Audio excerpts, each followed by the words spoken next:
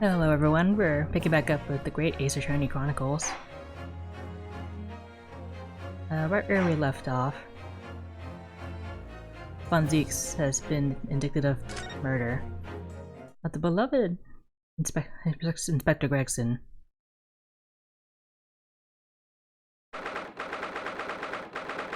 And now his trial is starting.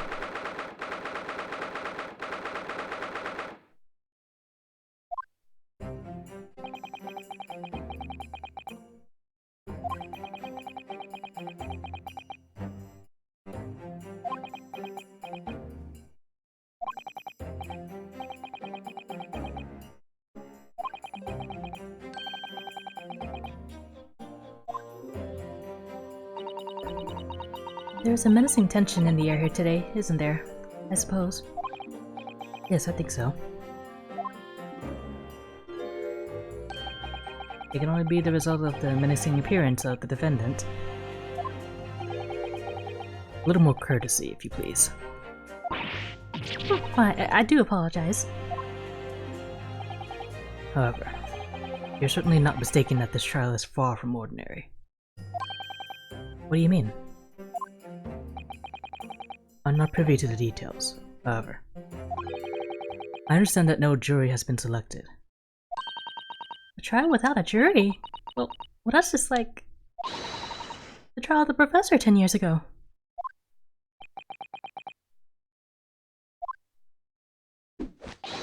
Good morning, my dear fellows. Mr. Sholmes. Have you made out of my hair, Mr. Naruto? An outright victory for science, you must agree.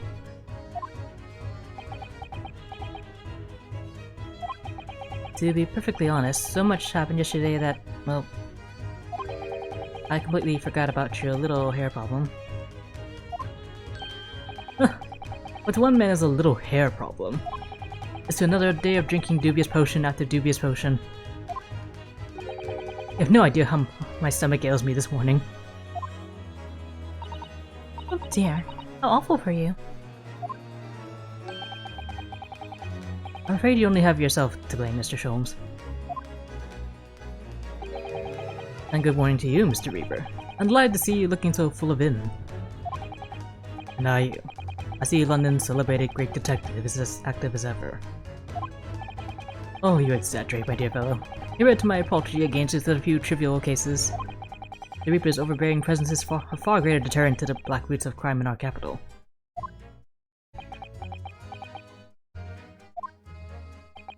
And whilst I may not agree with your methods, there is at least one point on which I would readily commend you. What an honor. And that would be your eye for a good lawyer, sir. Mr. Sholmes. After all, behind this lawyer there is a great mind. My own. What are you trying to say? I was wanting to say that you should be prepared for quite a trial, Mr. Reaper.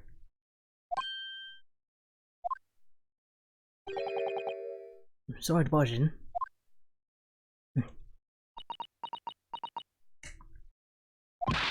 Gina!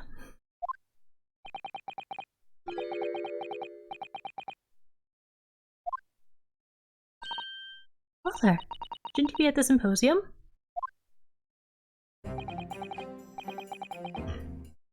It's been postponed, so I have some free time. I decided to come along with the police inspector to see our country's up-and-coming student in action. I shall be very interested to see the fruits of your studies over the past year. Oh, it's an honor to have you here.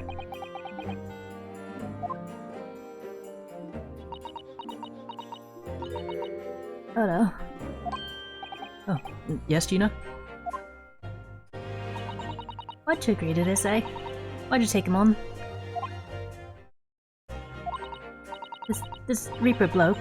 Everyone says it was him, what killed the boss? I'm sorry, Gina. I just don't believe that. But if it weren't for him, who was it? I don't know that. Yet. I don't care who calls him what. The Reaper's just a name. He's just a person at the end of the day. And if it turns out it was him who killed the boss, then God help him.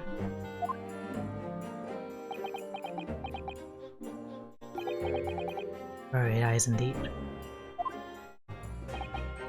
Yes, the culprit deserves every ounce of your loathing. Eh? At least, there may be some solace to the deceased.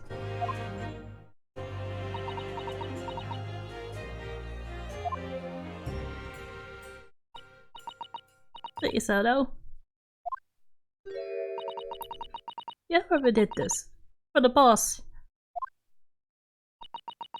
Oh, Gina. I feel this useless, but there's nothing I can do. So you gotta find who's done this and make the wretch pay! Answer for the defense. Let the defendant.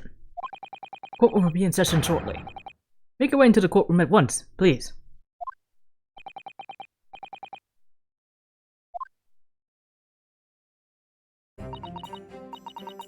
It's time, Mr. Naruhodo. Oh, Zieks.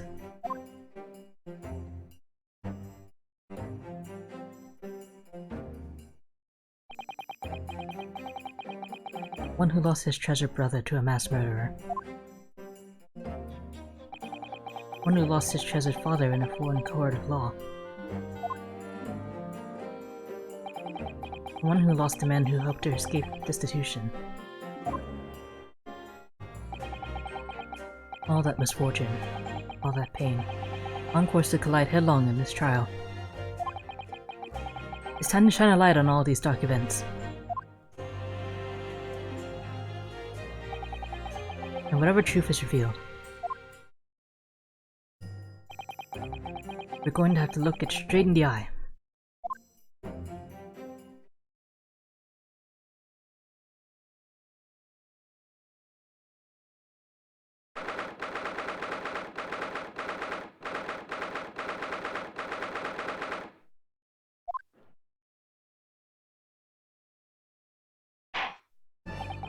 In the name of Her Majesty the Queen, I hereby declare this court to be in session.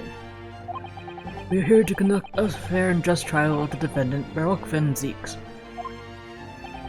Counsels for the defense and prosecution, are you ready to begin? The defense is ready, my lord. The prosecution is more than ready. Kazuma-sama.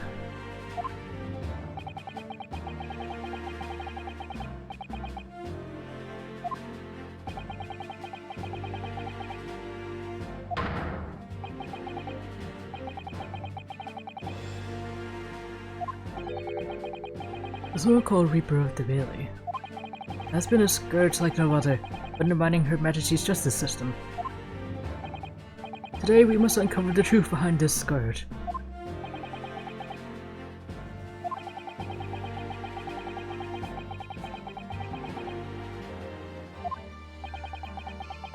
The truths revealed by these proceedings may have unpredictable repercussions to the judiciary. Accordingly, they are to be conducted as a closed trial with no members of the public present. By Her Majesty's direct orders. How will that work, my lord? And also, who is assistant behind the stands? The burden of all arbitration and adjudication falls on my shoulders. Therefore, as you will see, the juror's bench shall remain vacant today. If no members of the public are present, may I ask who is currently occupying the gallery, my lord?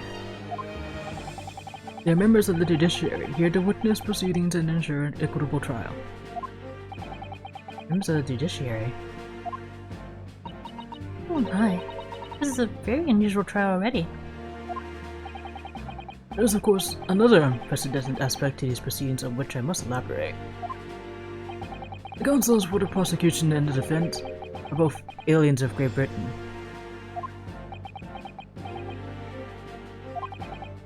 I believe it takes an outsider to see the truth sometimes. And as I stand here in this courtroom now, I'm quite certain. This is the reason why I had to come to Britain. Kazuma? Very well. Let's commence proceedings. Prosecutor Asogi, your opening statement if you please. Certainly, my lord. The incident took place on the 1st of November, just after 5 o'clock in the afternoon. The location was a building on flats on Fresno Street, on the outskirts of the city. The victim's body was discovered there in an old single-room rental property. Yes, Inspector Tobias Gregson. A name known very well indeed to this court. At least for its miraculous resolution of one of this country's grimmest cases 10 years ago. The professor case. How sure are you about the time of the incident? Several witnesses on the street outside heard the gunshot, and all have reported at the same time.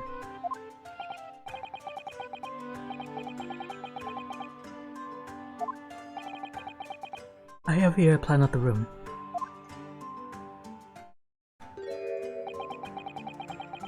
The victim was found curled up in one corner. It's believed that he was shot from the front at point-blank range and died instantly. How has the range been determined? There were scorch marks around the entry room. Those marks are caused by the gunpowder used to fire the bullet. A powder hot enough to leave scorch marks is only ejected a few inches beyond the end of the barrel. In other words, it only happens when the target is at point-blank range. I see, yes.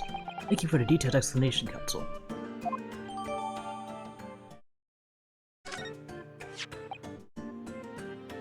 The murder weapon was found lying beside the victim. Have you managed to ascertain the owner of this firearm? No, my lord. Not conclusively. Bravo, Kazuma-sama. I'm not trying to use the gun as evidence when its provenance can't be proven.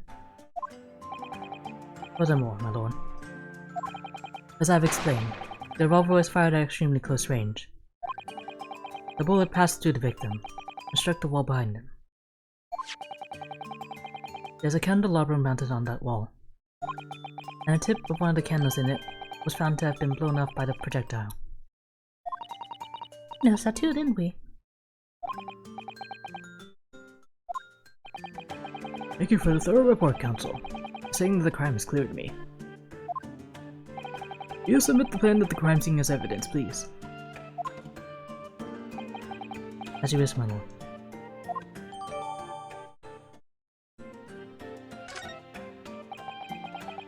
Is this Fresno Street room Inspector Grayson's private abode? No, my lord. The room is rented to a Mr. Hugh Boone. But there is precious little furniture inside, and it is generally in a poor state of repair.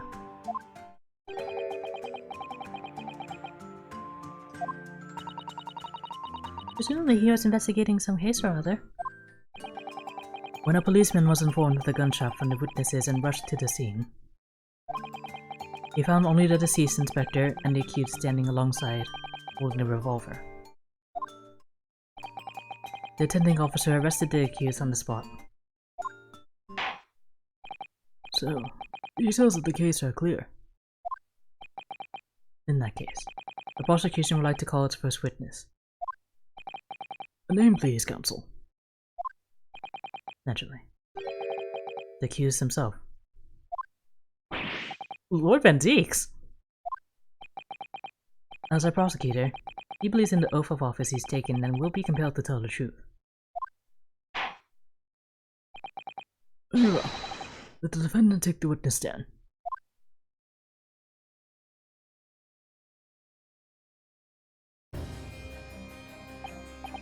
So, witness, state your name and occupation for the court. Rolf Van Zieks, Old Bailey prosecutor.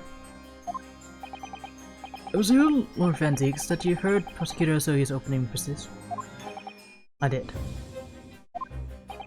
It is alleged that you were found at the scene of the crime, and that you were arrested by the arriving police officer. Can you confirm this? Yes, my lord. Then I'm sure the court would like to hear you explain some things away. Namely, why you were there in a room on Fresno Street at the time in question.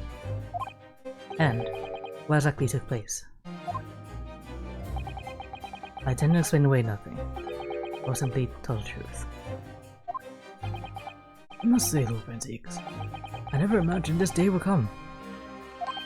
Or rather, I didn't want to imagine it would come. But since he became known as the Reaper, what if he has been dreading it?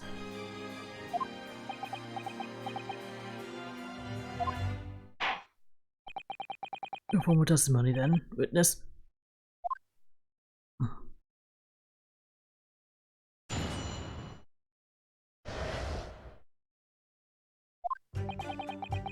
I was investigating Gregson, and my inquiries had led me to that address. When I first entered the room that day, it was dark inside and I saw no one. A moment later, I heard the gunshot. I spun around and saw the revolver on the floor. Just as I picked the firearm up to examine it, the door flew open and I heard a man scream. It was only then that the body of Inspector Gregson appeared before me. What is with you people picking up guns? You just find on the floor. This poor gun safety. That testimony was the whole truth. It was. So, you heard a gunshot being fired in a room with no living occupants. And moments later, a corpse somehow appeared before your eyes. Is that it? You're right, you haven't explained away anything. In fact, that would barely qualify as an excuse. I thought you were my mute apprentice. But it turns out you have a way with words, Prosecutor Asogi. It would appear to be a singular tale indeed. Singular isn't a word, it's laughable.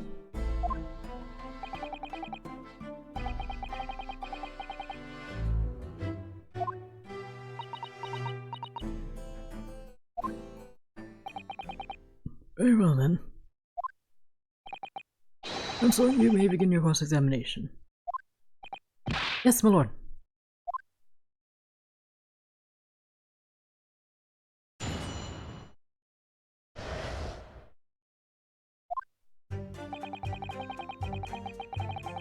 What the heck were you investigating him for? Hold it! You're investigating the inspector?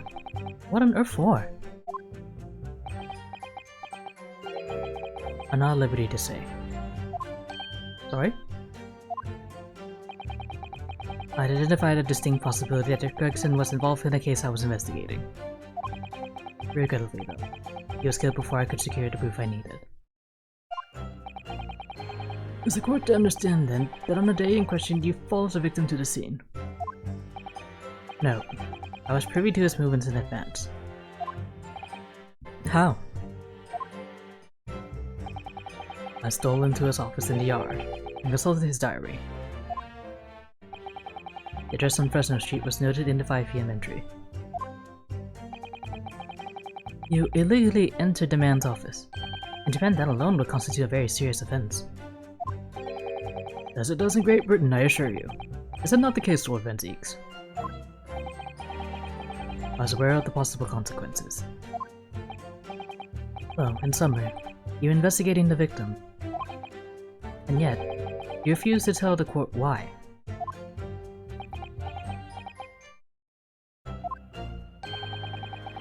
I didn't realize British prosecutors enjoyed such freedom to choose what to divulge under oath.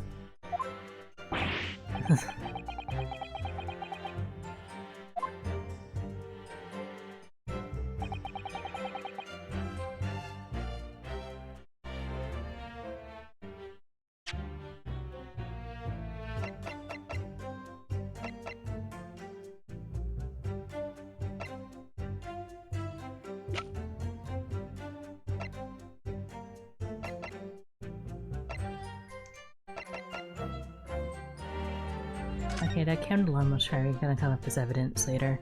I just wanna look at this wig.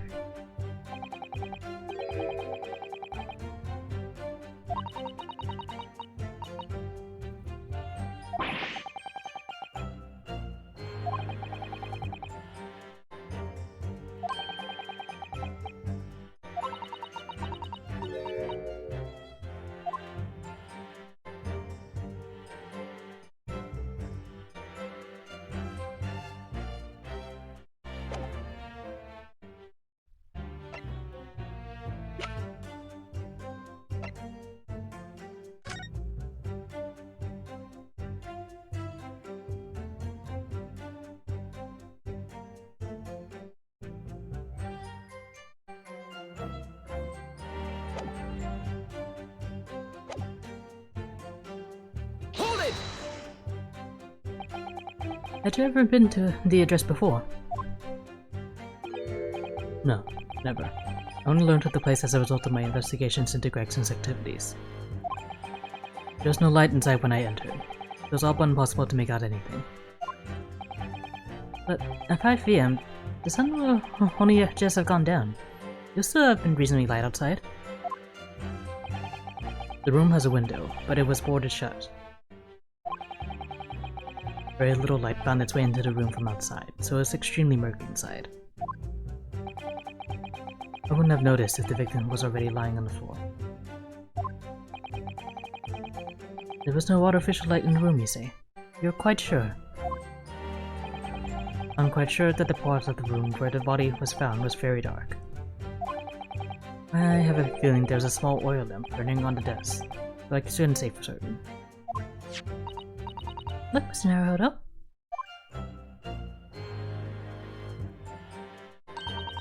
There is a small desk in the room just here. Yes, I remember. And there was an oil lamp on it, as well as the framed photograph. When I entered the room, I closed the door behind me and started towards the desk to investigate. And what did you find? Nothing. I never actually reached the desk.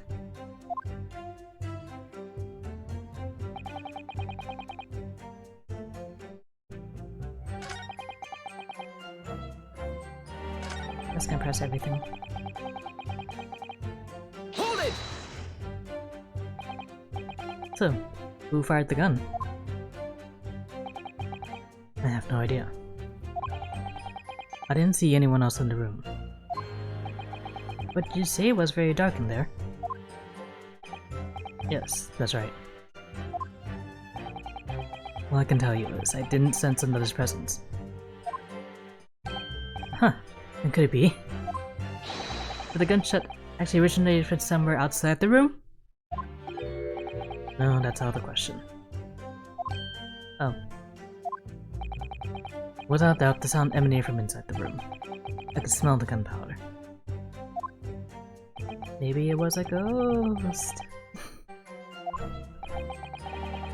And you say that's the point at which you noticed the revolver on the floor?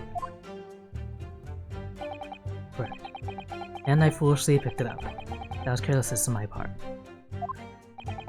Presumably then, the gunshot you heard came from the firearm that you somewhat hastily took in your hands. In point of fact, my lord, I believe it did not. What?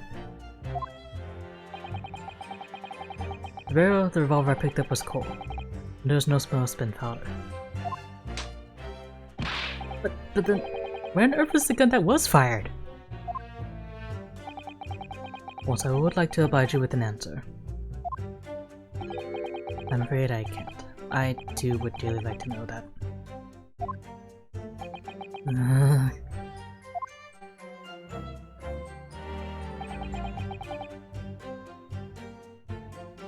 Hold it! A man, you say? One of the witnesses, I presume? That's right. One of the street merchants working on Fresno Street. Who are these merchants? A number of them have set up their stalls directly beneath the boarded window of the crime scene. A match seller, a newsmonger, and a peddler. They've all given statements saying they heard the gunshot. And without thought of danger, they ran inside to see what had happened. Yes. She just told us about that yesterday, didn't she? They burst through the door with some force, it would seem. They did, and almost gave me a heart attack in the process.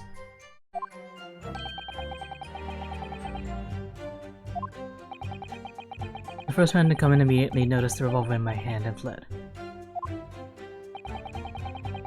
A policeman patrolling on Fresno Street heard the commotion and was able to arrest the accused shortly after the incident occurred. Anyway, the munchkin drew my attention in that direction.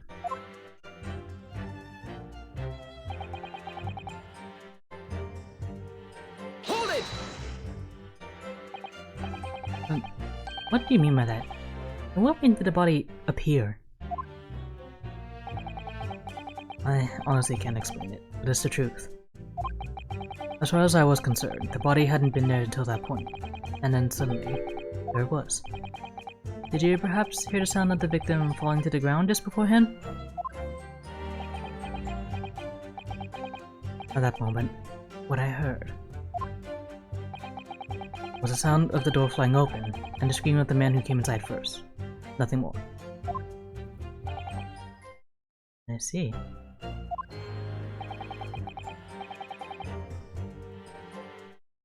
After the man fled, I examined the body. I was stunned to find that it was Gregson. Most curious circumstances indeed. How the inspector was killed or how his body seemed to appear out of nowhere. I have no idea. Objection! Clearly the court has heard enough. My lord, the close examination has clearly revealed that the accused Barak van Zieks is lying on multiple fronts. What? What is that supposed to mean? Good gracious, counsel. Defendant is lying, you say? In his testimony just now, he claims that he failed to notice the victim's body because the room was dark. That's correct. No, that's impossible. As we've invited this candelabrum. And he's presenting evidence now. How does that prove anything? If you examine the tip of the long candle, you can see it's been blown up by a powerful impact. One would assume that the projectile from the firearm passed through the victim and struck the candle. The problem comes when you consider the other two candles, which are clearly of a different length. Yes, I can see that only the candle appears to be struck by the bullet is long. We could reasonably expect someone to have lit all three candles together. Which begs the question of, why only one has ended up longer than the others? It must be because that particular candle was extinguished when the others were still burning. That's right. When the candle was hit by the bullet, it obviously went out. But the other two candles would still have been burning. So the fact is, the victim's body would have been illuminated by the light still thrown by the candelabrum. And the accuser's claim that he couldn't see the body clearly contradicts those facts. And now, to the next slide. There's more? The accused also claims never to have visited the scene of the crime before. That's the truth. In that almost empty room, the police discovered something very unusual. A board covered from top to bottom in police documents and newspaper cuttings. Yes, that's right. We saw it too. It goes without saying that the contents of the police documents cannot be divulged. However, they included a number of reports from various historical cases, the oldest of which was from 10 years ago.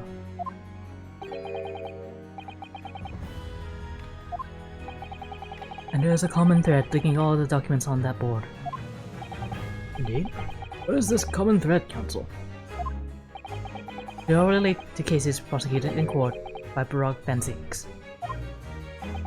All of them? And furthermore, all those cases are ones in which the defendant was acquitted. Good lord. Interestingly, none of those defendants are alive today, because all of them have been sent to their graves by the Reaper. Oh no. In short, that dingy little room is the Reaper's secret hideout, and his base of operations. The Reaper's hideout? And yet the Reaper would claim never to have been to his own secret hideout. No one would believe that. No, the truth is, we've been looking at this backwards. Backwards? Explain, Counsel. Inspector Gregson was investigating the identity of the Reaper. When he discovered the location of the man's secret hideout, he was killed. As I'm sure everyone can imagine. By the Reaper's hand. What?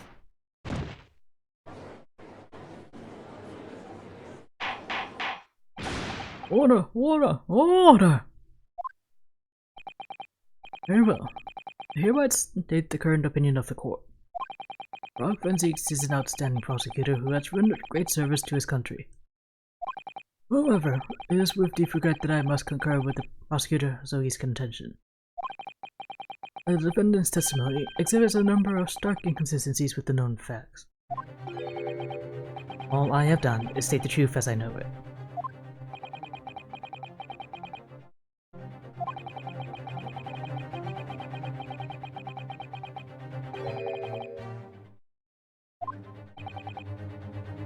Counsel, I will submit the word that you just showed the court as evidence. I believe it to be fundamental in establishing the facts surrounding the Reaper's existence. Thank you, my lord.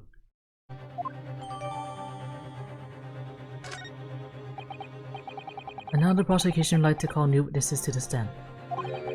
Witnesses who saw events unfold on the day in question. They were mentioned in the previous testimony too, if you remember. Yes, the street sellers who heard the gunshot and went running into the room. Very well, lead the witnesses in. The defendant may step down from the witness stand. Certainly, my lord.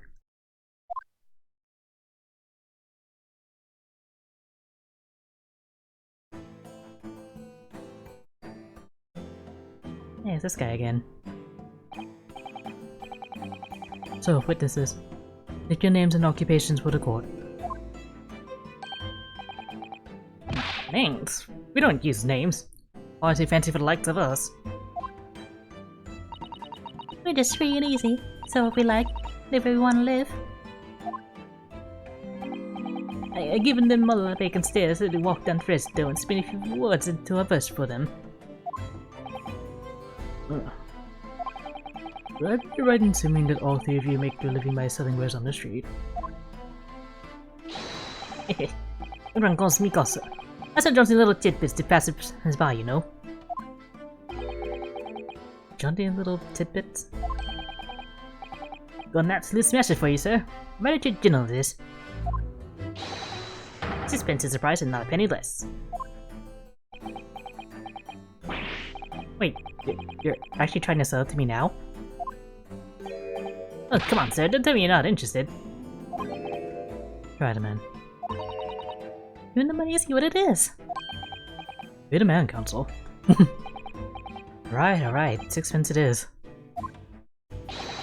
You won't forget it, sir. Now I got your listening ears on?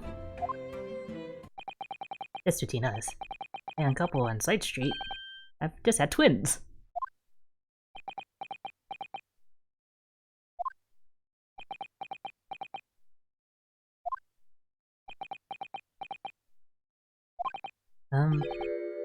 Is that it? No, that's not it. It's gossip, innit? It wants to spread. But it's up to you and your mouth, of course. Like a boy, you know? Want a juicy one? Sixpence apiece it is, if you're curious.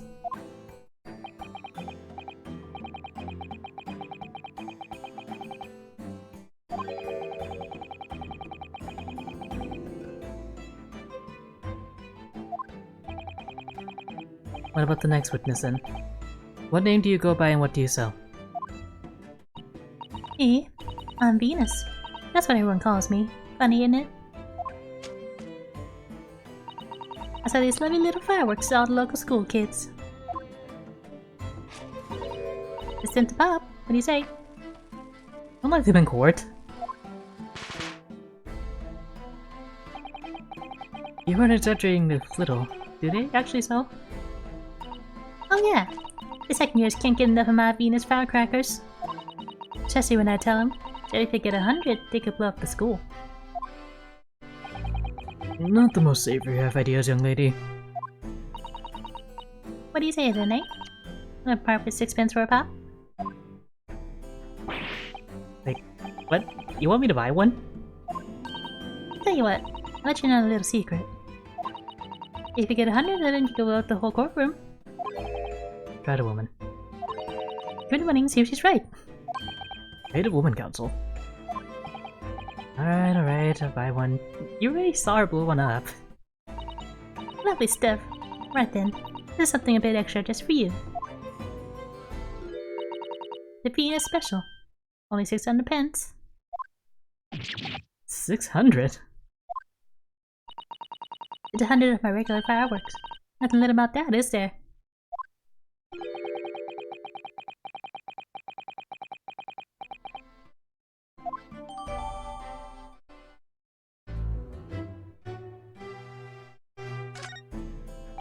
I bet the firecracker is what I've made a fake gunshot sound. And the last witness. What name do you go by and what do you sell? And let the think in me. Thinks all sorts of thoughts. I think, therefore I am. I am, therefore I think. I think. Because I stand there on the street, watching the world go on about me. They call me the observator. Get out of it, old man. Everyone calls you Sandwich and you know it. So, you don't actually sell anything. A problem shared is a problem halved, as they say. I give advice, I do, and think of what it means. I don't actually sell anything, no, come to think of it.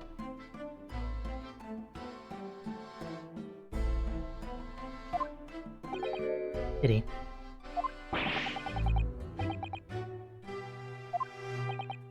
Oh, you have quite a cast here, it seems.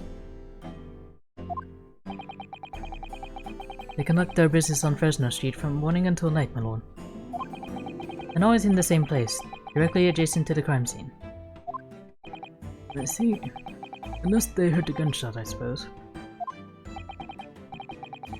Not only that, but they very bravely ran inside to see what was going on and witness the crime. Well, I'll be bigger, I thought. Just between us. Mr. Miller, what am I to do? A terrible thing I saw. What I think is, if what we see is light and shadow playing with our eyes, is any of it real? Very well. The court will hear the formal testimony of these three witnesses now. You describe in detail what you witnessed and heard at the time of the incident. Before that, let me look at this evidence.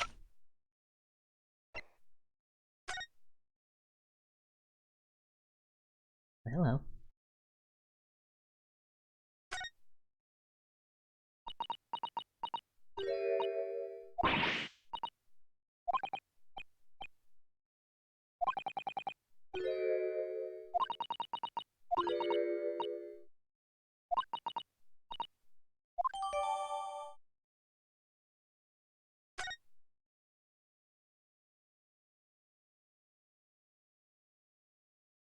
That's a lot of pins.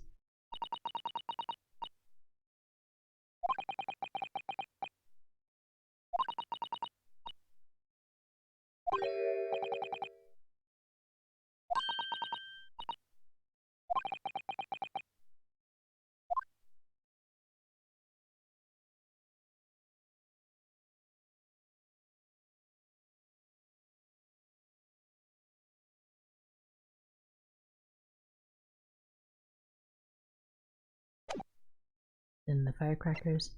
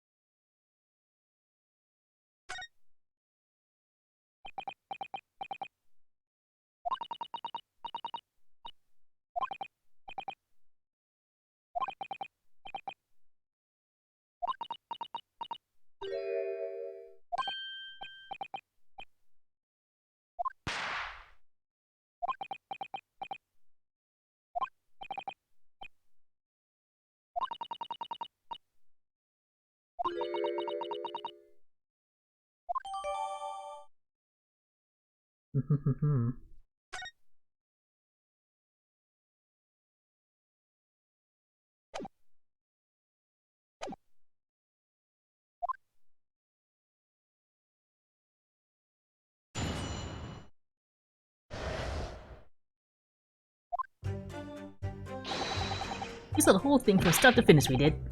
Everything from the moment they went in the building. It was less than a minute after the Reaper had gone inside that we all heard a big bang. Seems to me that quick to talk is quick to walk. Guess I couldn't wait to go and see what had happened. We're in the courtroom and there he was. The Reaper, gun in hand, standing over the dead body. I was scared half to death, me. So I ran off to find a copper.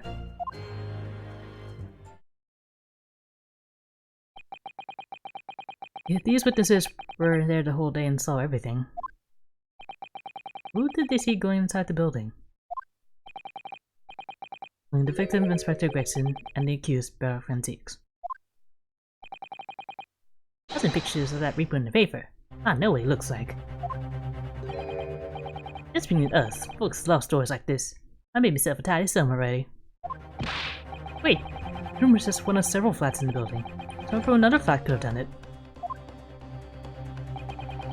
All those flats on Fresno Street aren't all unoccupied. Of course they are. They're small, damp, dirty, and expensive to boot. The room in which the inspector was found is the only property in the building that's currently leased. And we know the leaseholder's name, don't we? It's Hugh Boone. Testimony the court has just heard would appear to leave little room for doubt. It's becoming increasingly difficult to see how anyone other than the defendant could have committed the crime. No. Thank you for your candor, my lord. Counsel for the defense, you may proceed to cross-examine the witnesses. Yes, my lord.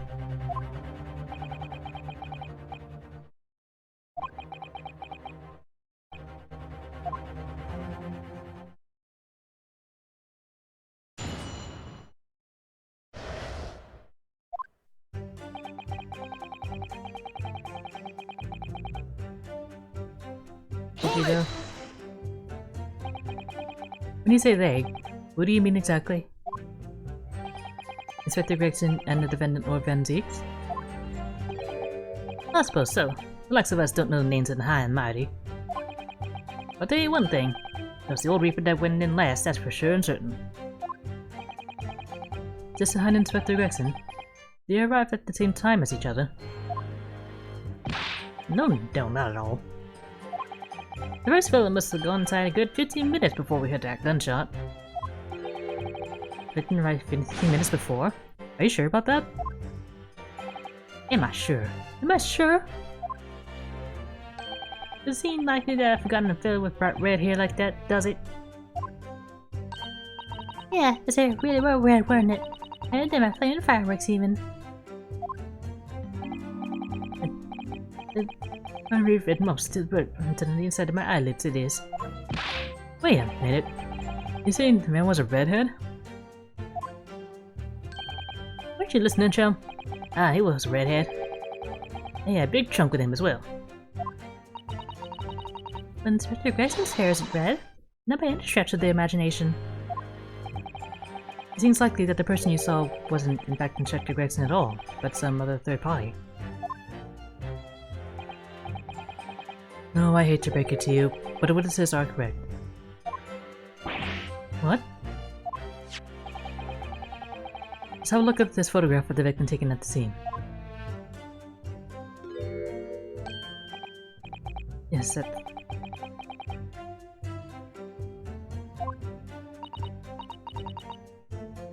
And a red hairpiece. Of course, we saw one on the floor when we investigated the scene, didn't we? I still refuse to believe Inspector Gregson wore a hairpiece, though.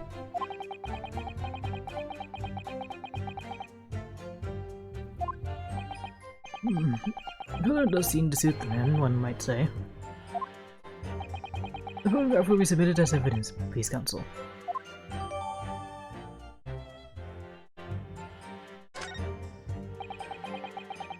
And what became of the trunk that the red-headed victim was supposedly carrying?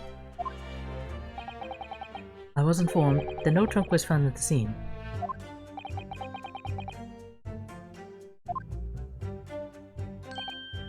What, you fit this have been watching the building every second, do you?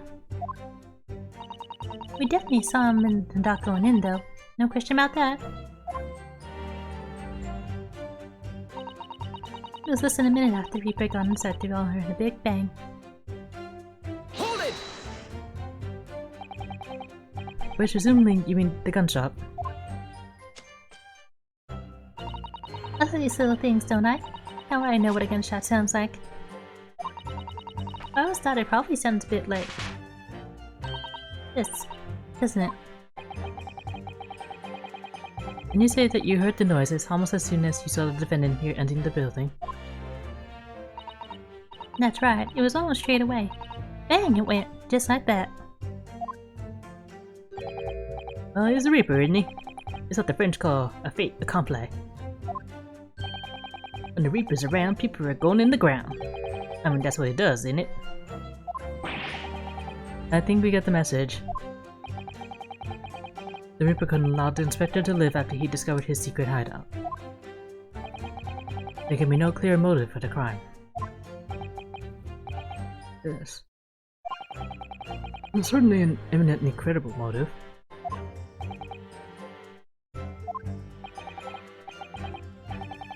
And at that point you ran inside, is that correct?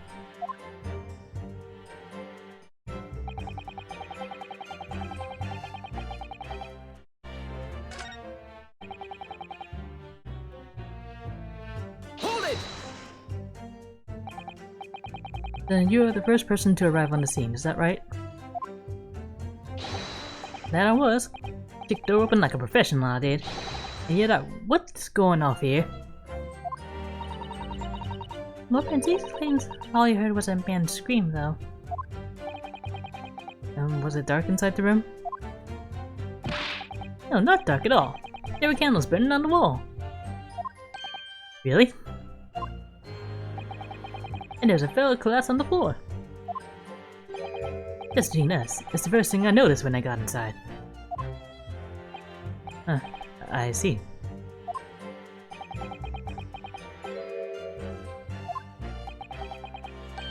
The next thing I noticed was something standing right beside the body. The accused, Barak Van Zieks. That's right, the pale-faced Reaper himself. I was a little shocked, I won't deny it. I'm no lily-livered coward. I stood my ground and get the Reaper cold, hard stare myself. Excuse me! You have something to add, Mr. Sandwich?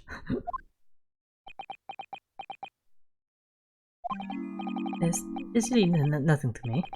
At the end of the head I am just two slices with no middle. So I don't know what you could want with me. I think maybe you just remembered something. Having heard Mr. Goss's last statement, I mean. What I think is, well, nothing's really. We tell you to dress ourselves as help us something else, but at the end of the day, we're all just street sailors. That's enough out of you, Sandwich. Keep your trap shut now. Unless you want us to make you into a real sandwich. When he saw the Reaper, he fell clean over on his backside. That's it. Oh, you rotten beggar! I told you to keep that a secret. He screamed, he did. Screamed and scrambled off on all fours. That's all I wanted to say. Mr. Gossip, is this true? The floor was dead slippery, that's why. Landed my head in a filthy pool of blood, didn't I? Yuck. What? Listen here. Even when I was sprawled on the floor, I still kept giving the Reaper a cold hard stare. Don't you forget it. Let's go back a little. Did you say you got blood on your hand? I did. Sounds to be the best of us at times, doesn't it? So I was scared, so I slipped over. We can keep it just between us, can't we? No, Mr. Gossip. I'm going to have to ask you to add that information to your formal testimony. Oh, if I must. This will amend this testimony to include the aforementioned details at once.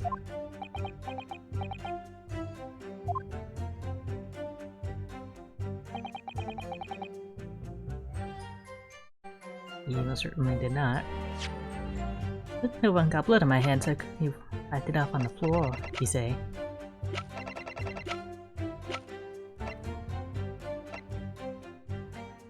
Objection!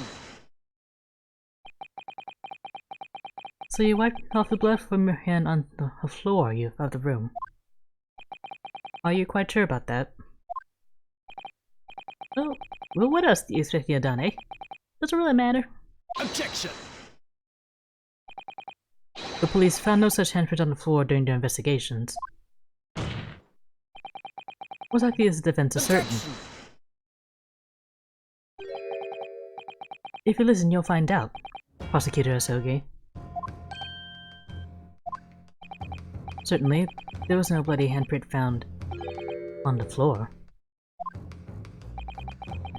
What are you trying to say? There's a handprint and blood left very clearly at the scene. On the back of this notice board. Oh, yes indeed. Indisputably, your handprint is a distinctive color of blood. Hey, you dear rat, that's my right hand. I know it anywhere. Objection! The witness very definitely testified that he wiped his hand on the floor. Any handprints on the back of the board are irrelevant. Objection! Unless the board itself had fallen over onto the floor. In that case, it's quite possible for the victim to his handprint to end up there. Just look at the floor plan of the room. The notice board was in the opposite corner of the room to the victim, in an upright position. Even if it had somehow been toppled over and was lying on the floor at the time. It would have been considerable distance from the body. I fell over when I came across the body, so it was basically right next to the corpse, not on the other side of the room. In other words, the defense's assertion is contradictory. Yes, it is. There's a very definite contradiction here, for which there must be a reason. I take it that you formulated a proper hypothesis, Counsel? Regarding this apparent discrepancy between the witness's account and the handprint found at the scene. I have, my lord. The discrepancy between the witness's account and the location of the handprint explained by...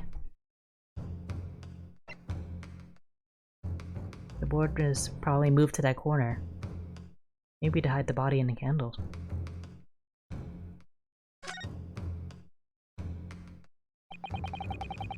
The real contradiction here is the handprint itself, not where it was found.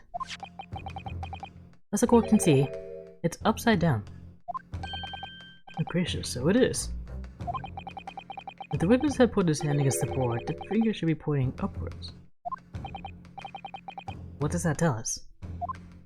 It tells one simple fact. When his handprint was made, the board must have been lying on the floor as I previously suggested. Which means that after the incident, it must have been moved. Objection! You're claiming that somebody moved the notice board after the shooting. Then tell the court who. I don't know that yet, but the point is... When you consider all the testimony we've heard so far, we can now be very clear on one point. And that would be... the position of the notice board at the time of the incident, my lord. Oh, Counsel, I must ask you to clarify your search and protocol.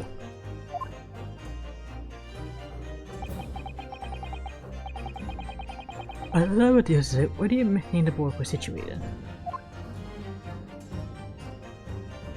So, according to testimony, it had been like somewhere around here, right? Take that! This is the only possible location. Immediately adjacent to the doorway. If the court would think back to the testimony given by the defendant earlier, He said that when he entered the room, it was dark, and he couldn't see the body. But If the notice board had been there, the body would have been completely hidden from view. And light from the candles would have been blocked, making the room appear darker. Objection! But the accused also claims that the victim's body simply appeared before him. that's true. Or, in his precise words, Just as I picked up the firearm to examine it, the door flew open and I heard a man scream. It was only then that the body of Inspector Gregson appeared before me. I don't know about calling it a scream, but he was talking about me and no mistake. Because it was me that kicked the door open. If you look again at the floor plan,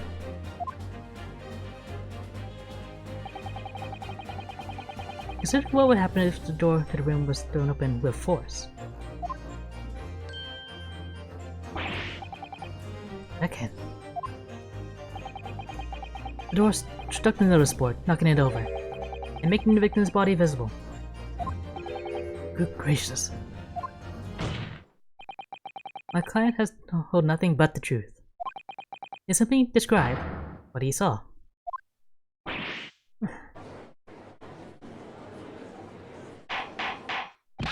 Order! Order!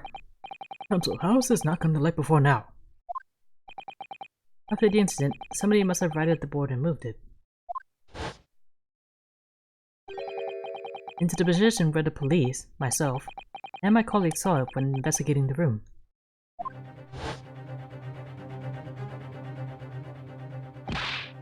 What have you to say for yourself? What? Me, my lord? You and your fellows were there at the scene before anybody else. Just not saying that you must know something about the position of the notice board. Witnesses in this den will testify again. You will each explain exactly what you did upon arriving at the scene of the crime. Stop looking over your glasses at me. I have the message.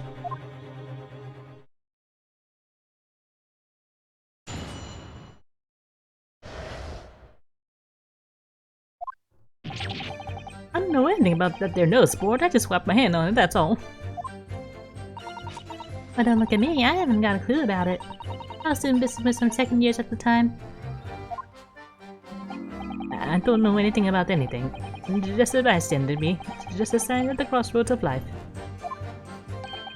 So's that Reaper, I bet. He's got a face that screams bored. I can't see how this changes anything anyway. The detective still died when he heard the gunshot.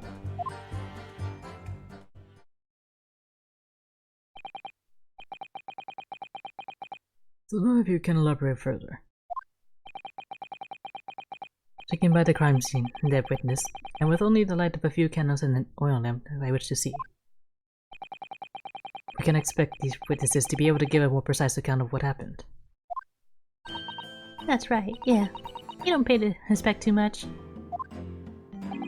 It's immense in this quest for knowledge that's destroying the world. That's what I think. Do you? Really?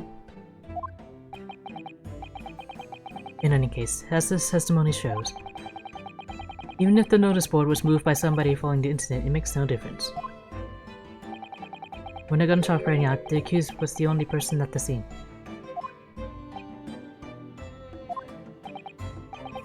In short, the only person who could possibly have committed this crime is Baruch van Zieks. None of this ringing over the board changes that simple fact. Quite so, quite so. Does the defense still wish to cross-examine the witnesses despite the circumstances? Most certainly, my lord. Very well. Then you may proceed, counsel.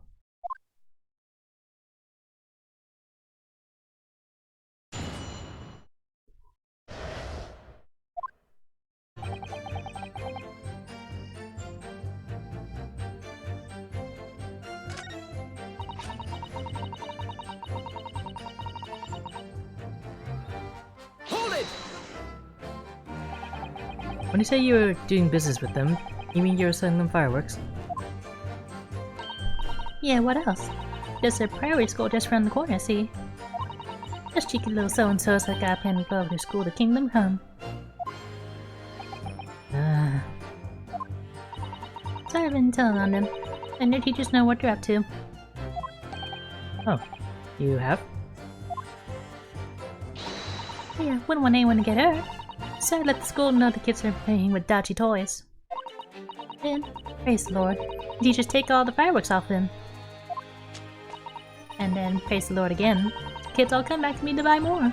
Everyone's happy, see? What a racket. Of course. And sometimes the teachers give me a little bonus to thank me for letting them know. It's a busy old life selling explosives. Venus is a god for goddess indeed.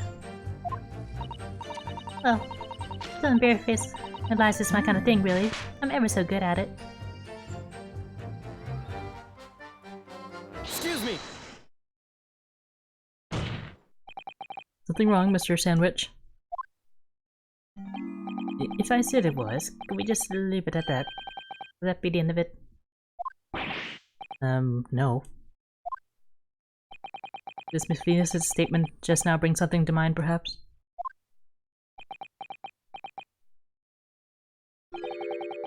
Philosophical thoughts. Deep philosophical thoughts. Let's say there was a great liar. And that great liar said, without batting an eye, telling barefaced lies is kind of my thing. I'm ever so good at it. Would those words at first be a lie too? Or the truth? In which case, he's not a liar. Oh, it's a hell's paradox, that one. Don't you think? I'm not entirely sure, to be honest. But it seems to me you're suggesting Miss Venus has been lying. Are you?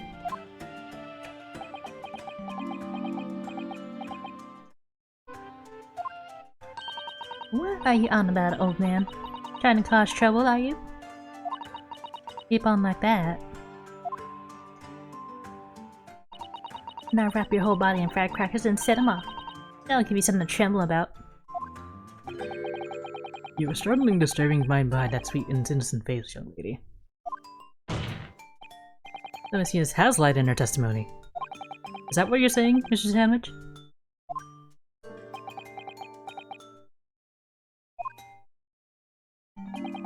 Well, if it means I'll be burning in hellfire for the rest of my days, so be it. Yes, that's what I'm saying. Can you elaborate, please, sir?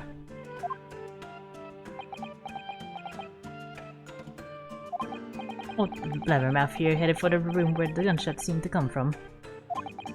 But there was someone who crept up and scared behind him, too.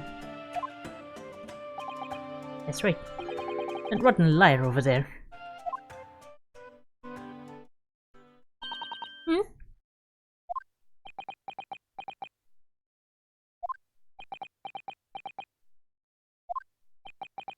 Do you mean to say that you did in fact betake yourself to the scene of the crime after all?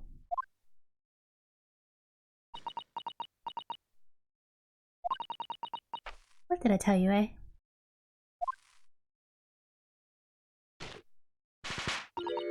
I said I was good at telling barefaced lies, didn't I?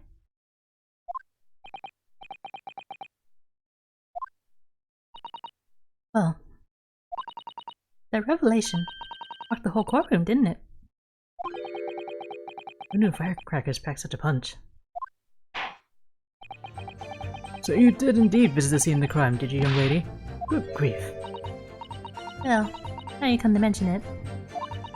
I suppose, perhaps. I do clearly remember climbing the stairs to the room, yeah. Either you clearly remember it or you don't. Well, I shall consider it a fitting punishment for this perjurious act later. For the time being, you immediately amend your testimony to reflect the truth. Oh, yes, my lord, of course. Maybe I did seek long behind gossip and have a little peek into the room where it all happened. Hold it! And then what did you do? You make a habit of lying, do you, Miss Venus? Well, I suppose so. I don't really know, to be fair. If you want my advice, though, I take everything I say with a big pinch of salt. Alright, but you did, in fact, go into the room where the victim was killed on the day in question, didn't you? Oh, please. As if I would. I could think of anything more terrifying. The truth, please. Well, alright, just a bit then. I mean, a girl my age is curious about stuff, you know? Did you touch anything at the scene? And how old is she?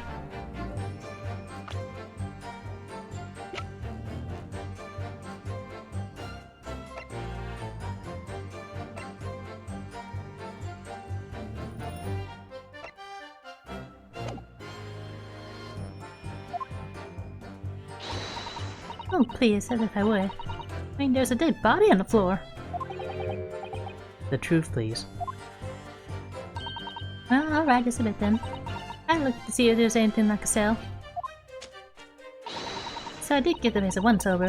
There's nothing to write home about. Right. Now, I hesitate to ask, but... You didn't move the notice board by any chance, did you? Oh, please. As if I would touch anything like that. Just a few bits of loose change is all I have.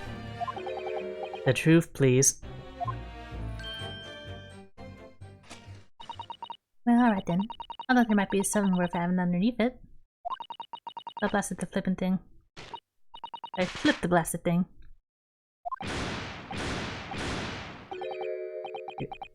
You're telling us that you did move that board? I think that did slip out, didn't it? What? You daft bombhole! And I don't believe it. The girl doesn't think. So, did you find anything then? Something that you might have taken, perhaps, to sell? Oh, please, I should be so lucky. In my imagination, The truth, now! might have found this old pocket watch on the notice board, I suppose. A bit of junk like this can't be worth much, if you ask. So it was you, wasn't it? You're the one who took it. Gina! Young lady, may I remind you where you are? That watch there. That was a present to Inspector Gregson from the yard. For a big safe he solved 10 years ago. The professor case, no doubt. The boss used to wind up every evening without fail when he was waiting for his grub to come at the pub. I see. I spoke with Alpha once and blimey was he upset. He gave me a right earful. Say he hadn't missed a day in the last 10 years, pausing and winding it. It meant the world to him, that watch did.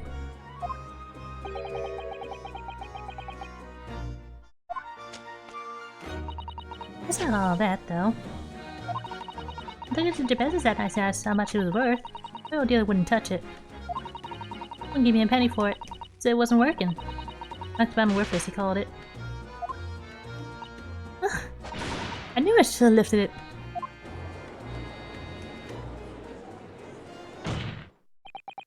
That watch must be submitted as evidence at once. Oh, please, just so long as you promise to give it back when we're done. Not a chance! I'll swipe from you if you try to get your grubby mitts on it again. That's enough. And the watch to the bailiff forthwith.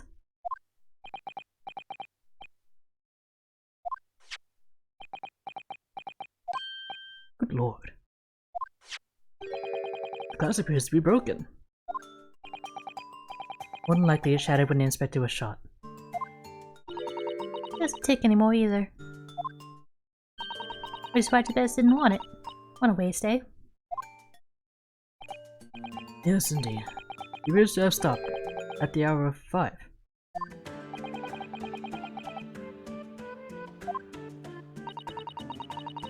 Supports the prosecution's claim, of course.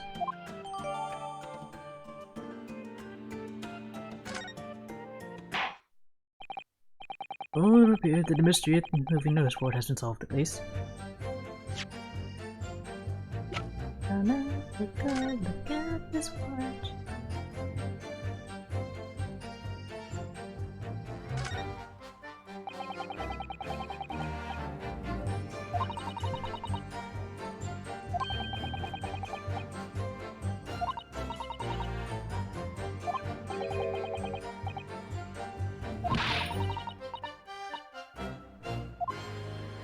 mean, if you paid him for it, I'm sure he'd do it.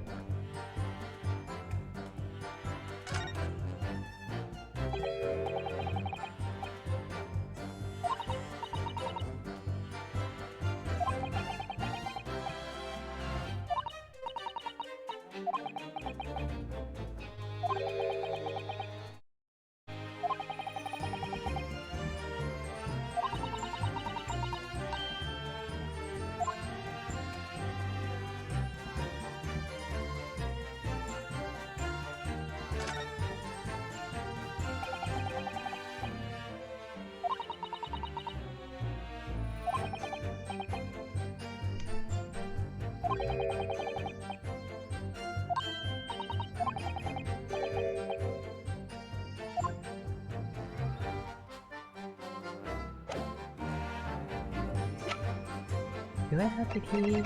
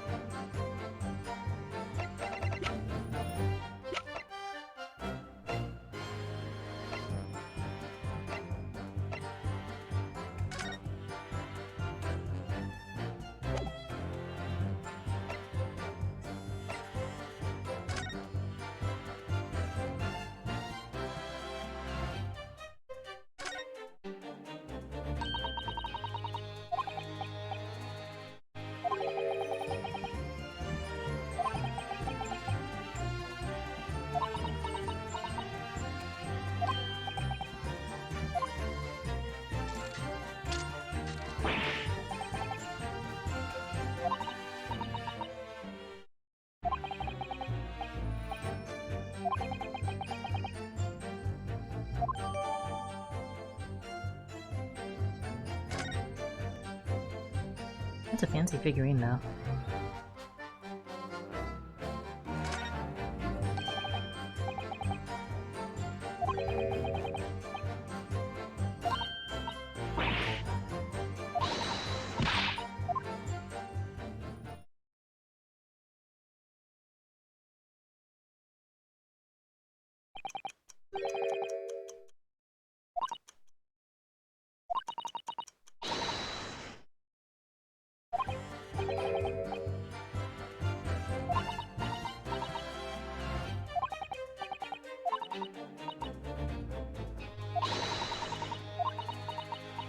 There's a chance he didn't actually die at 5.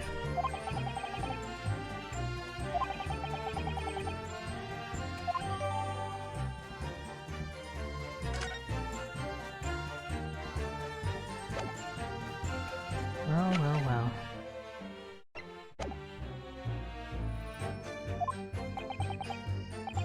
And as predicted, it had very little bearing on the case. Then continue with your clock's examination, please, Counsel.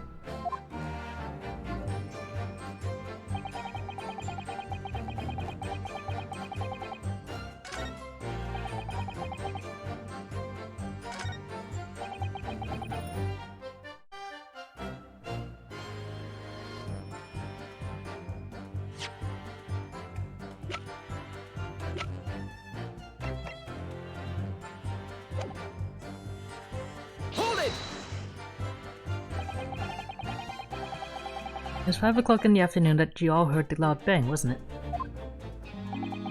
Maybe the newest foot fell over, or maybe it didn't. Maybe I fell over, or maybe I didn't. The Reaper's fate is sealed either way because of the gunshot we all heard. So your fate's sealed too. My fate? That's right. The defense is fated to lose. And the prosecution to win.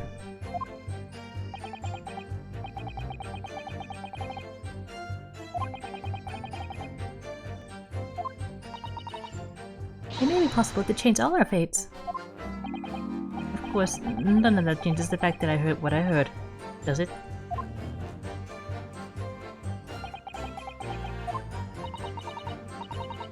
As you pointed out, Mr. Naruhodo, there's no question that the notice board was moved, so somebody must have done it. But it did happen after the event, so maybe Cosmo is right and it's not relevant to the case. but it seems to have greatly been deliberately positioned so as to hide the body from view. So I feel sure that there's some deeper significance to all this. Yes, I know what you mean. I no doubt there are more clues to be uncovered. You're on the right track, I can feel it. So follow your instincts. Alright then.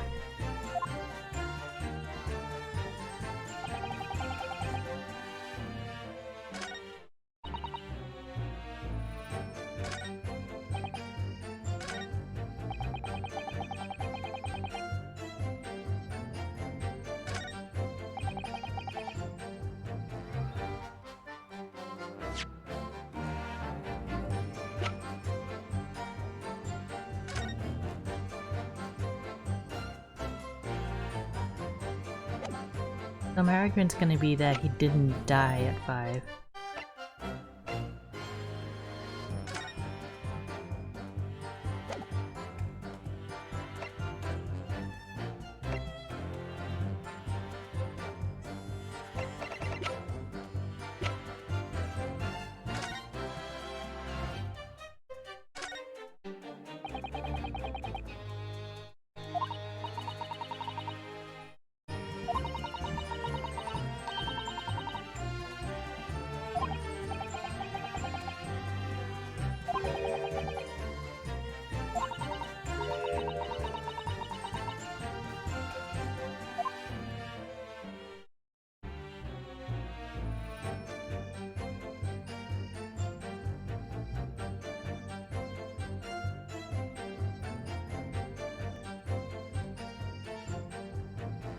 So as an older gun, this could be Van Zieks.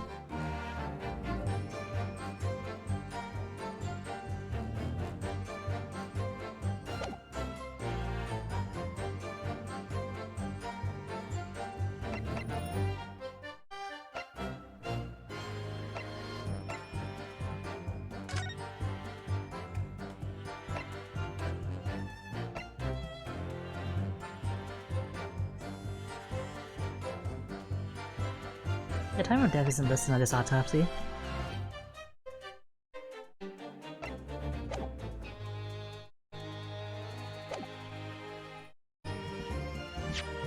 Is this gonna work?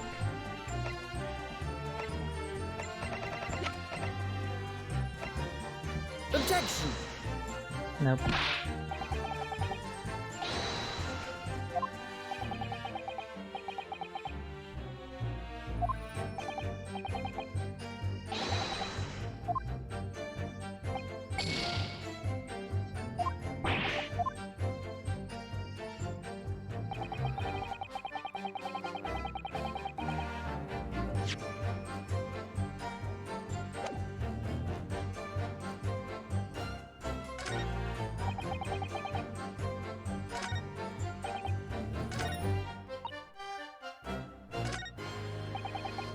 I guess keep pressing.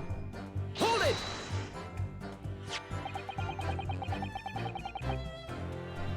So you admit that it was the board you wiped your bloody hand on? Admit it? What's to admit? It's just plain as day for all to see. I smashed some print in my right hand. Perhaps you wanted to hide that handprint. So you right at the notice board and pushed it into the corner, did you? No, imagine the weight of that great lump. It looked like a powerful and well-nurtured man. Or did you see anyone else moving the board? I'm a nurse, I see that I can tell you. But even I have my limits. There's a body on the floor in front of me and the Grim Reaper himself standing over it. There was precious little light inside either. My bottom lip was all a quiver. In other words, this witness is unable to give definite testimony on that point. Yes, it would seem.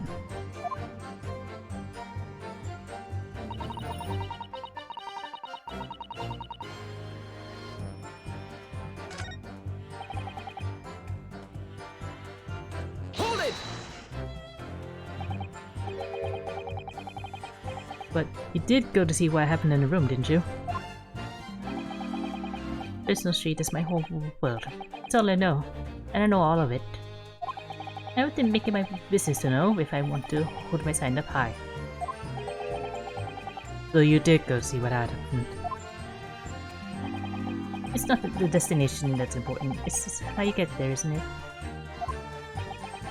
Did you notice the notice board in the room? If you think about it, we're both the same species, aren't we? Both different members of the sign family. But if I spotted it, I might have tried to chip it up out of a sense of rivalry, I admit.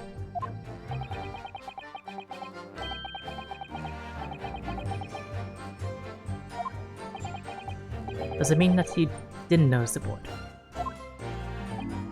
I can only repeat what I said before. I don't know anything about anything. I'm just a bystander, me. Just a sign at the crossroads of life. In which case, just who was responsible for moving the notice board?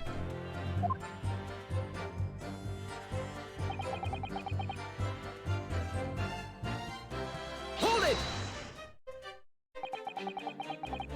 What exactly do you mean by that? Oh, come on now, don't tell us you not do this. Looks like he hates everything in the world, that fella.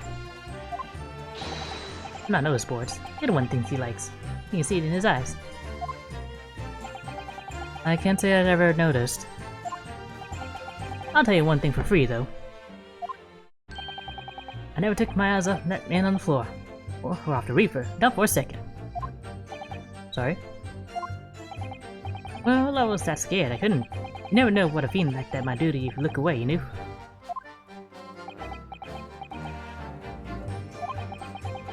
If you didn't take your eyes off the defendant, you should be able to confirm categorically whether or not he was the one who moved the notice board.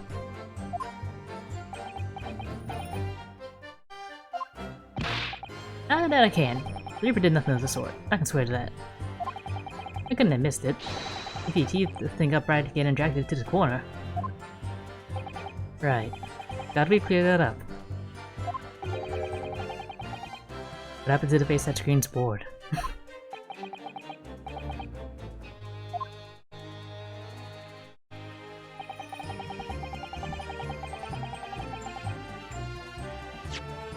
Okay, if not the autopsy, then maybe the watch. Objection! I'm afraid that's not necessarily the case. Oh.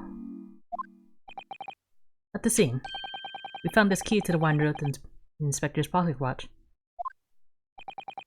Key? And having run the pocket watch, we've discovered that it in fact still works. You see, the watch didn't stop because it was broken at all. And that fact completely undermines one of the most fundamental premises on which this entire case has been built. What?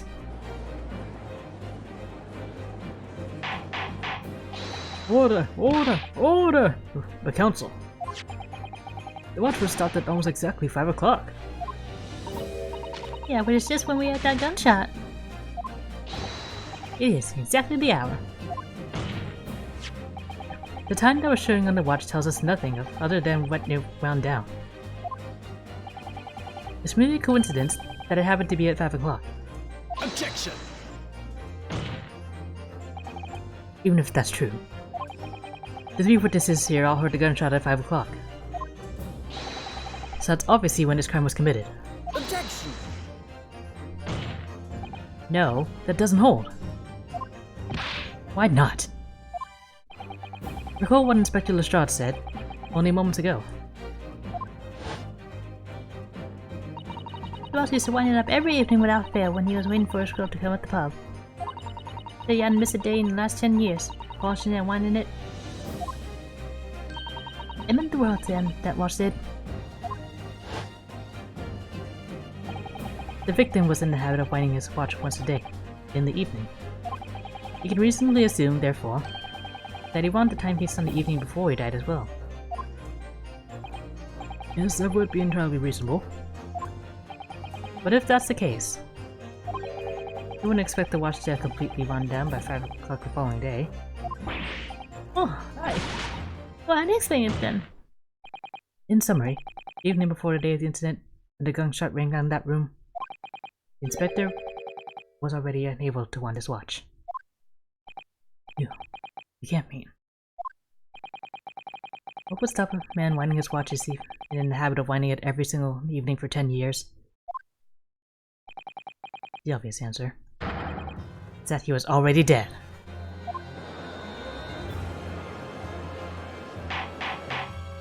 Order! Order! Counsel, that's the most extraordinary claim. Objection! Extraordinary isn't the word, it's absurd. You claimed he was already dead the night before? Do you really think that Scotland Yard's coroner would have overlooked something like that? Well, On that subject, there is something rather surprising. There's actually an omission in the coroner's report. The time of death is not noted. That's right. Wait a minute. I keep forgetting that my legs went from under me when I kicked the door in. What do you mean? Like I said, I've had my hand on a dirty grey puddle of blood. Yes. So the victim's blood hadn't dried. It was fresh. He catches on fast, doesn't he? Objection! That blood could be explained in any number of ways. It could have been put there afterwards. Fresh blood could have been poured over the victim's body after. Objection! Does my learned friend think that fresh blood is available on every street corner? Oh, not you calling me that too, Kazuma. Well, it needn't necessarily have been human blood, of course. You've been told previously that Scotland Yard has no way to identify blood as human. The problem is currently being researched. At present, you are correct. It is beyond our abilities. So then, chicken's blood could have been used, for example. There's only a possibility that it wasn't the inspector's blood at all. But then how would it have been poured in? Objection! But the gunshot was heard at 5 o'clock that afternoon. That's beyond question. Is it though? What? Given that the time of death of the victim has already been called into question, isn't it beyond the realms of possibility that what these witnesses heard wasn't a gunshot at all? Oh, please. What are you trying to say? That's not what we heard. It was a loud bang that came from that there room. Now you listen to me. She says yours is livelihood. Why you have a whip? I don't doubt your ears, sir. All you can state with certainty is that you heard a noise. Eh? Explain yourself then, Counsel. A noise that sounds like a gunshot could have been made with... Take that! something like this. The culprit could have set off one of these to fake a gunshot. Good gracious. Brave fireworks that are sold by the witness. Now hold on a minute. Are you saying I did it? Our pretty little firecrackers only make a little pop anyway. See? Not 100 of them together. The being a special that you sell for 600 pennies sounds like this. As the court can now attest, it sounds very much like a gunshot, in fact. You're trying to suggest that somebody set one of those fireworks off at the scene. I'm suggesting that somebody knew the defendant was in the room at 5 that day, and sought to implicate him by creating a sound like a gunshot for these peddlers on Fresno Street to hear. Objection! But even the accused himself has testified that he saw no one else in the room at the time. But it was a gun for a firecracker. The only person present to cause that bang was Barak Van Zieks. I'll go for the match and my firecrackers go pop. See? That's why people like them. I fear for your fingers, young lady. Objection! Recently during my time here in Britain, I learned of a very useful invention indeed. Something called a time bomb. Good heavens, a bomb? Yes, a device that allows you to blow up whatever you like, whenever you like. Mr. Naruhodo, I worry that your unfortunate phrasing there may lead to yet another international incident. No, wait. It's the whenever you like part that's important. timed device. Yes, exactly. A timed device. Something of that nature could have been planted at the scene. A device that was able to produce the sound of a gunshot long after the culprit had left. Discovering it play will have to be substantiated with evidence, Counsel. What proof do you have to suggest in any way that a time device was employed to create the gunshot sound?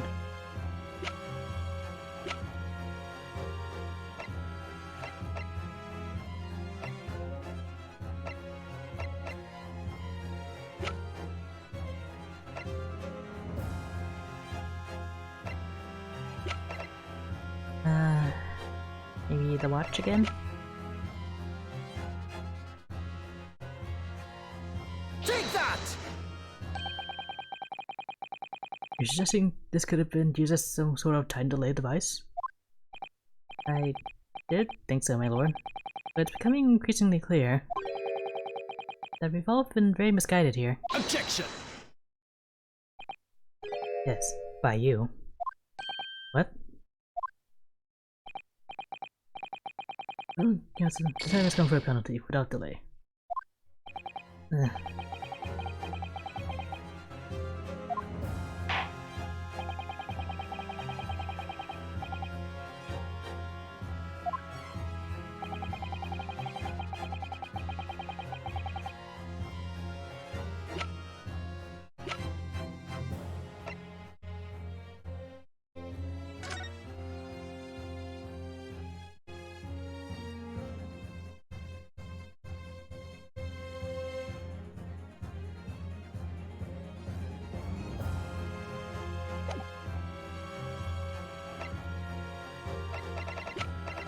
Maybe...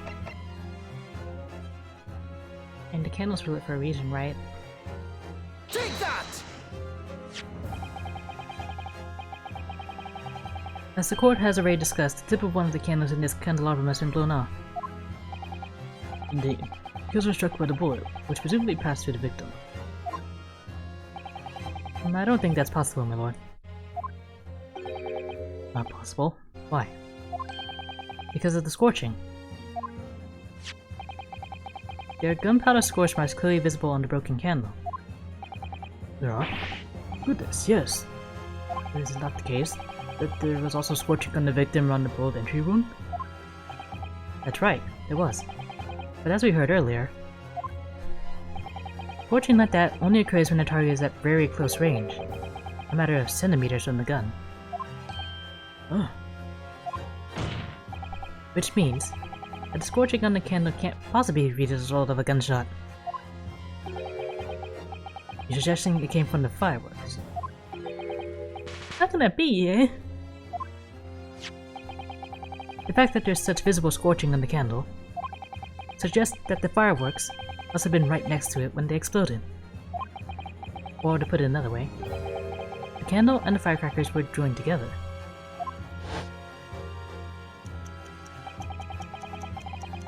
The culprit somehow attached the firecrackers at a point partway down the candle. After the killer had left the scene, the candle slowly burnt down along with the other two, until eventually ignited the fuse of the firecrackers, generating a loud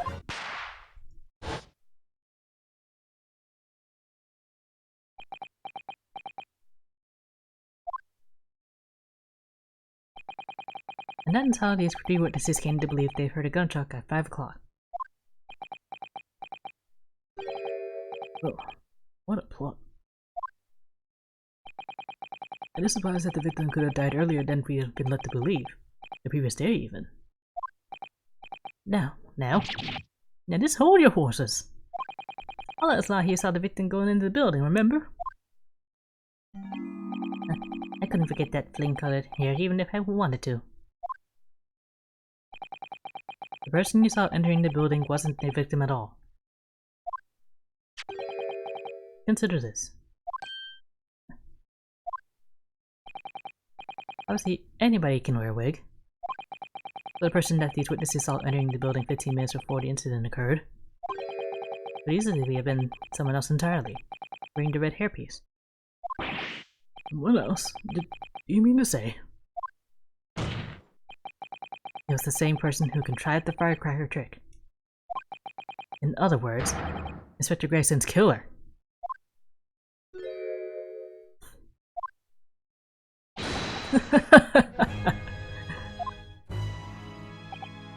Oh, very impressive, Yonosuke. Naruhodo. Kazuma? I'm really quite amazed you've come this far. But after all, wasn't I the one who told you? That you, all the makings of a great defense lawyer? I also note the lack of the time of death in this report, a stark omission. But as far as I'm concerned, this whole country's justice system leaves a lot to be desired. Shots fired. Order! Order! Order! Prosecutor Asogi.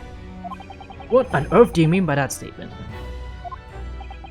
I hear that many of the leading members of Britain's judiciary are present to observe the trial today. So we cannot allow even the slightest doubt to be overlooked. The defense's assertion about the time of death based on the victim's stopwatch is just conjecture. But, while the possibility exists that my learned friend may be correct, we have a duty to explore it. Well, certainly. I would agree with you.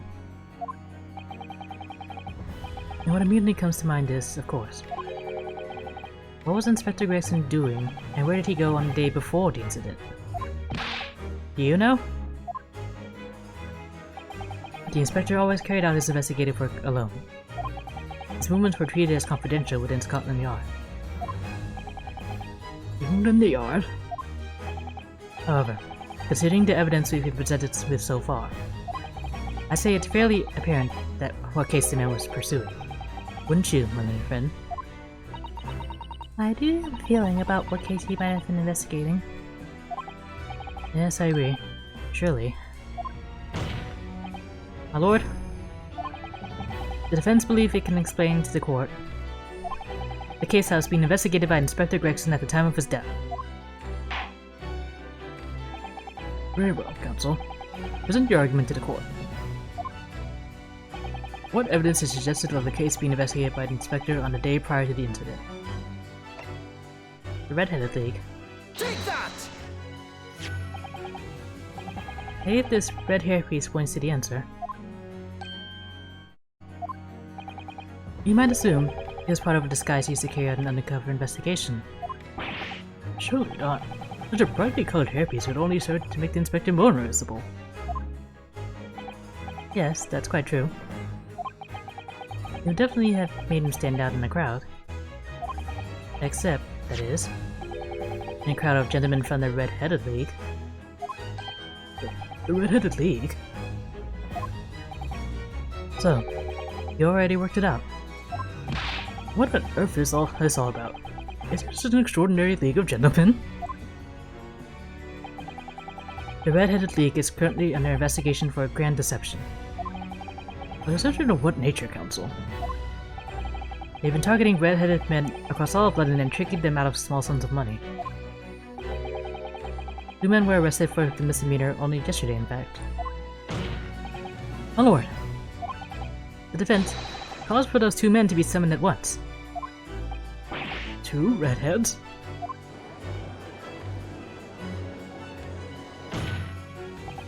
Inspector Gregson clearly infiltrated the Red-Headed League using this hairpiece, so it's very likely that he had direct contact with these criminals. And it's quite possible that such contact led to more serious events.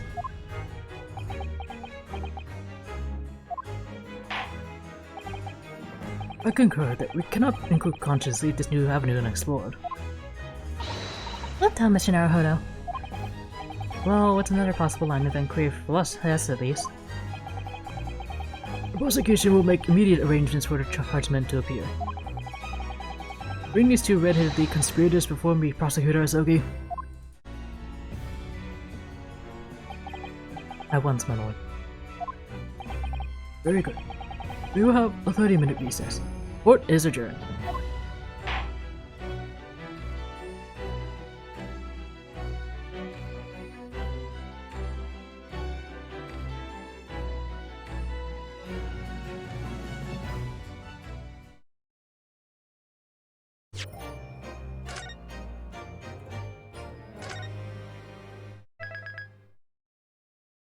And I think we'll have to adjourn this episode as well. We'll pick up on this next time. Catch you then.